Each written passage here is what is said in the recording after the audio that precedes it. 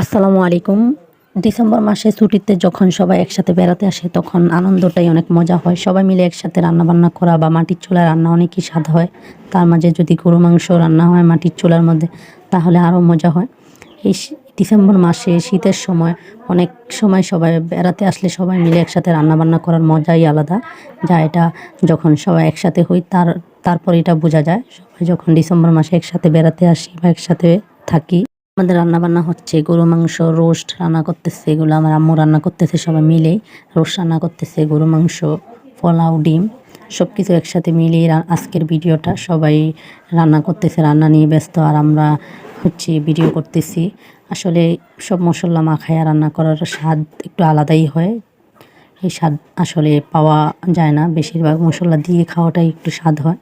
এখানে গরু মাংসের মধ্যে আলু দিতেছে সবাই মিলে, বা তারপরে এখানে পোলাও রান্না করলো কিছু।